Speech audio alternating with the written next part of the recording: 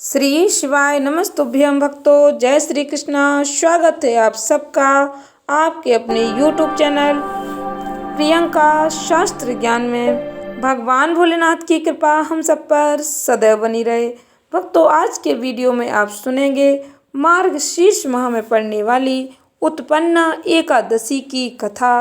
एकादशी की कथा श्रवण करने मात्र से भक्तों को भगवान श्री कृष्ण की कृपा प्राप्त होती है। वीडियो में आगे बढ़ने से पहले कमेंट बॉक्स में हर हर महादेव जय श्री कृष्णा अवश्य लिखें। चैनल पर पहली बार विजिट हुए, पहली बार मेरी आवाज़ सुन रहे तो चैनल को सब्सक्राइब करके बेल आइकन अवश्य दबाएं। इससे हमारे वीडियो की नोटिफिकेशन आप तक पहुंचती रहे। प्रेम से बोलो लक्ष्मी नारायण भगवान की जय। ओम नमो भगवते वासुदेवाय नमः। श्री सूत जी बोले, हे विप्रो, भगवान श्री कृष्ण ने विधि सहित इस एकादशी महात्म को अर्जुन से कहा था। प्रभु में जिनकी श्रद्धा है वे ही इस व्रत को प्रेम पूर्वक सुनते हैं और इस लोक में अनेक सुखों को भोगकर अंत में वैकुंठ को प्राप्त करते हैं। एक बार अर्जुन ने भगवान श्री कृष्ण से पूछा, हे जनार्दन, एकादशी व्रत की क्या महिमा है? इस व्रत को करने से कौन कौन से पुण्य मिलते हैं? इसकी विधि क्या है? सो आप मुझे बताने की कृपा करें। अर्जुन के ऐसे वचन सुनकर भगवान श्री कृष्ण ने कहा, हे अर्जुन, सर्वप्रथम हेमंत ऋतु के मार्गशीर्ष माह में कृष्ण पक्ष की एकादशी का व्रत करना चाहिए। दशमी की संध्या को दातुन करनी चाहिए और रात्रि को भोजन नहीं करना चाहिए। एकादशी को प्रातः संकल्प नियम के अनुसार कार्य करना चाहिए। मध्याह्न को संकल्प पूर्वक स्नान करना चाहिए। स्नान से पूर्व शरीर पर मिट्टी का लेप लगाना चाहिए। स्नान के बाद मस्तक पर चंदन का तिलक लगाना चाहिए।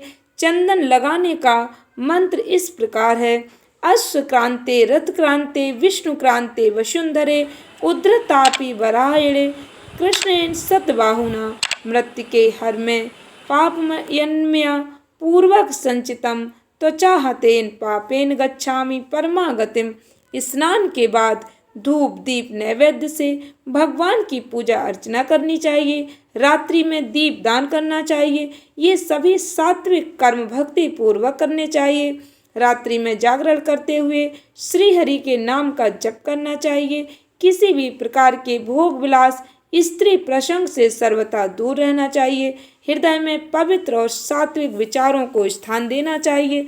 इस दिन श्रद्धा पूर्वक ब्राह्मणों को दान दक्षिणा देनी चाहिए। उनसे अपने पापों की क्षमा मांगनी चाहिए। धार्मिक जनों को शुक्ल पक्ष और कृष्ण पक्ष की दोनों एकादशियों को एक समान समझना चाहिए। इनमें भेदभाव नहीं करना चाहिए। भक्तों, ऊपर बताई गई विधि के अनुसार जो मनुष्य एकादशी का व्रत करते हैं उनको शंखोद्धार तीर्थ एवं दर्शन करने से जो पुण्य प्राप्त होता है वह एकादशी व्रत के पुण्य के 16वें भाग के बराबर भी नहीं है। वीडियो को ध्यान से श्रद्धा पूर्वक सुने। भक्तों, स्वयं भगवान श्री कृष्ण ने एकादशी का वर्णन अर्जुन को सुनाया, वही मैंने बताने का प्रयास किया है। इसलिए वीडियो को श्रद्धा पूर्वक श्रवण करें, अधिक से अधिक भक्तों को शेयर करें। भगवान कहते हैं, हे अर्जुन, व्यतिपात योग में, संक्रांति में, सूर्य और चंद्र ग्रहण में दान देने से और कुरुक्षेत्र में स्नान करने से जो पुण्य प्राप्त होता है वही पुण्य मनुष्य को एकादशी का व्रत करने से प्राप्त होता है। हे कुंती पुत्र, जो फल वेद पाठी ब्राह्मणों को 1000 गोदान करने से प्राप्त होता है उससे 10 गुना अधिक पुण्य एकादशी का व्रत करने से मिलता है। 10 श्रेष्ठ ब्राह्मणों को भोजन कराने से जो पुण्य प्राप्त होता है वह एकादशी के पुण्य के 10वें भाग के बराबर होता है। निर्जल व्रत करने का आधा फल एक बार भोजन करने के बराबर होता है। अतः एकादशी का व्रत करने पर ही यज्ञ दान तप आदि मिलते हैं, अन्यथा एकादशी का व्रत अवश्य ही करना चाहिए। इस एकादशी के व्रत में शंख से जल नहीं पीना चाहिए। मांसाहार अन्य निरामिष आहार का एकादशी के व्रत में सर्वथा निषेध बताया गया है। तामसिक भोजन से दूर रहना चाहिए।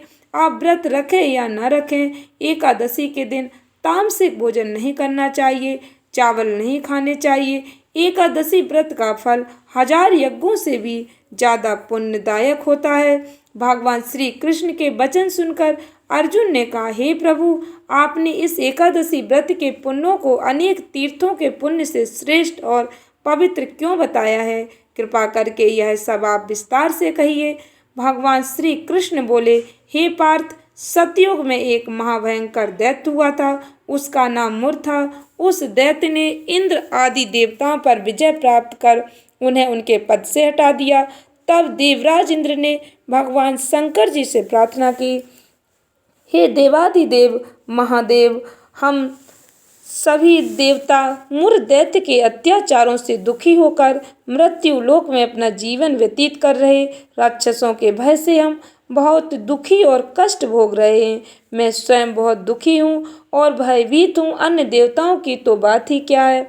अतः हे कैलाशपति, कृपा कर आप मुर दैत्य के अत्याचार से बचने का उपाय बतलाइए। देवराज की प्रार्थना सुनकर भगवान भोलेनाथ ने कहा, हे देवेंद्र, आप भगवान श्री हरि के पास जाइए। मधुकैटभ का संहार करने वाले भगवान विष्णु जी देवताओं को अवश्य इस भय से मुक्त करेंगे। महादेव जी के आदेश अनुसार इंद्र तथा अन्य देवता क्षीर सागर गए, जहाँ पर भगवान श्री हरि शेष शैया पर विराजमान थे। इंद्र सहित सभी देवताओं ने भगवान श्री हरि विष्णु जी के समक्ष उपस्थित होकर उनकी स्तुति की। हे तीनों लोकों के स्वामी, आप स्तुति करने योग्य हैं। हम सभी देवताओं का आपको कोटि कोटि प्रणाम है। हे दैत्यों के संहारक, हम आपकी शरण में हैं, आप हमारी रक्षा करें। हे त्रिलोकपति, हम सभी देवता दैत्यों के अत्याचारों से भयभीत होकर आपकी शरण में आए हैं। इस समय दैत्यों ने हमें स्वर्ग से निकाल दिया है और हम सभी देवता बड़ी ही दयनीय स्थिति में मृत्यु लोक में विचरण कर रहे। अब आप ही हमारे रक्षक हैं, रक्षा कीजिए। हे कैलाशपति, हे जगन्नाथ, हमारी रक्षा करें। देवताओं की करुण पुकार सुनकर भगवान श्री हरि बोले, हे देवगणों, वह कौन सा दैत्य है जिसने देवताओं को जीत लिया? आप सभी देवगण किसके भय से पृथ्वी लोक में भटक रहे? क्या वह दैत्य इतना बलवान है जिसने इंद्र सहित सभी देवताओं को जीत लिया है? तुम निर्भय होकर मुझे सब हाल बताओ।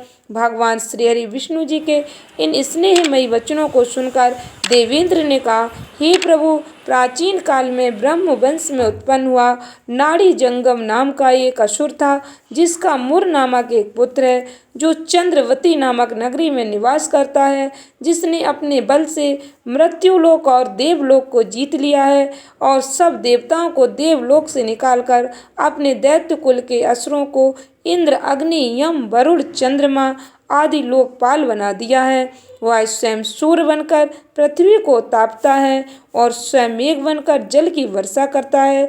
अतः आप इस बलशाली भयानक असुर का संहार करके देवताओं की रक्षा करें। देवेंद्र के मुख से ऐसे वचन सुन भगवान श्री हरि विष्णु जी बोले, हे देवताओं, मैं आपके शत्रु का शीघ्र ही संहार करूंगा। आप सब इसी समय मेरे साथ चंद्रवती नगरी चलिए। देवताओं की पुकार पर भगवान श्री हरि विष्णु जी तुरंत ही उनके साथ चल दिए। उधर दैत्यराज मुर ने अपने तेज से जान लिया था कि श्री हरि विष्णु जी युद्ध की इच्छा से उसकी राजधानी की तरफ आ रहे। अतः अपने राक्षस योद्धाओं के साथ वह भी युद्ध भूमि में आकर गरजने लगा। देखते ही देखते युद्ध शुरू हो गया। युद्ध शुरू होने पर अनगिनत असुर अनेक अस्त्रों शस्त्रों को धारण कर देवताओं से युद्ध करने लगे, किंतु देवता तो पहले ही डरे हुए थे। वह अधिक देर तक राक्षसों का सामना न कर सके और भाग खड़े हुए। तब भगवान श्री हरि विष्णु जी ने स्वयं युद्ध भूमि में आ गए। दैत्य पहले से भी ज्यादा जोश में भरकर भगवान विष्णु जी से युद्ध करने लगे। वे अपने अस्त्र शस्त्रों से उन पर भयंकर प्रहार करने लगे। देवताओं के आक्रमण वारों को श्री विष्णु जी ने अपने चक्र और गदा के प्रहारों से नष्ट कर दिया। इस युद्ध में अनेक दैत्य सदा के लिए मृत्यु की गोद में समा गए, किंतु दैत्यराज मुर भगवान विष्णु जी के साथ निश्चल भाव से युद्ध करता रहा। उसका तो जैसे अभी बाल भी बांका नहीं हुआ था, वह बिना डरे युद्ध कर रहा था।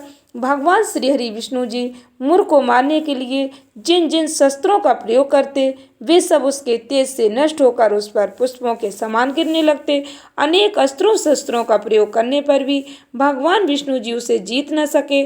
तब वे आपस में मल्ल युद्ध करने लगे। भगवान श्री हरि उस असुर से देवताओं के लिए सहस्त्र वर्ष तक युद्ध करते रहे, किंतु उस असुर से न जीत सके।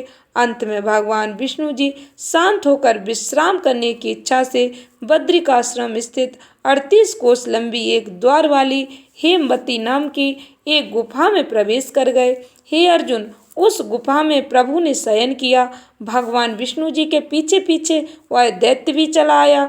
भगवान श्री हरि को सोता देखकर वह उन्हें मारने को तैयार हो गया। वह सोच रहा था कि मैं आज अपने चिर शत्रु को मारकर हमेशा हमेशा के लिए निष्कंटक हो जाऊंगा, परंतु उसकी यह इच्छा पूर्ण न हो सकी, क्योंकि उसी समय भगवान श्री हरि विष्णु की देह से दिव्य वस्त्र धारण किए एक अत्यंत मोहिनी कन्या उत्पन्न हुई और राक्षस को ललकार कर उससे युद्ध करने लगी।